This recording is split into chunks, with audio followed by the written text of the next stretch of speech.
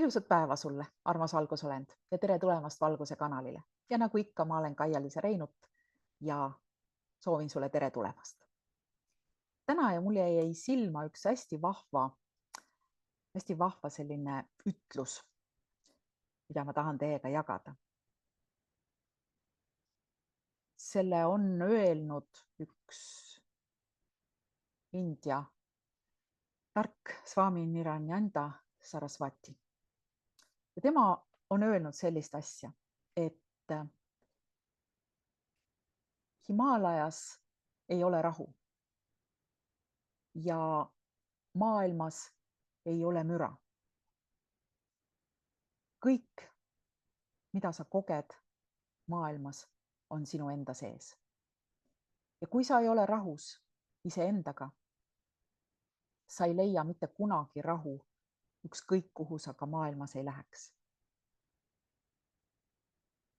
Ja sa leiad alati rahu, ükskõik kuhu sa lähed, siis kui sinu sees on rahu. Ja minu meelest see on täna üks väga oluline komponent, sest sa võid teha mida iganes, imetrikke, aga sa ei leia rahu ka isolatsioonis kõrgel, ma ei tea, mägedes mediteerides, kuni sinu sees ei ole sisemist rahu. Ja ma ärkasin täna hommikul ülesse ja tegin ühte sellist praktikat, mida ma viimasel ajal olen kogu aeg teinud, et ma nii-öelda määratlesin oma seisundi, mis emotsionaalses seisundis ma olen selle hetkel, kui ma silmad avan.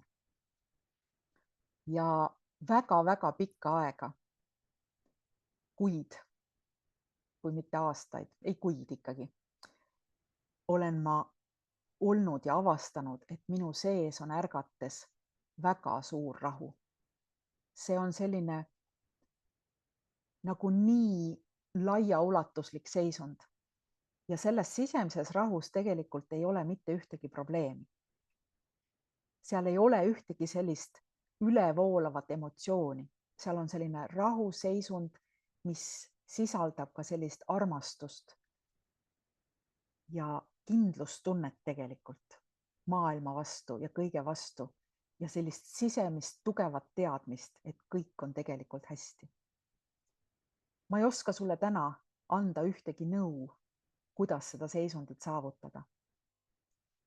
Aga arvestades, et ma olen ise endaga väga palju tööd teinud viimase 24 aasta jooksul, siis ma arvan, et see tänane seisund on selle tulemus. Ja ka see, et ma tean, et maailmas hakkavad asjad minema paremuse poole juba sellel aastal.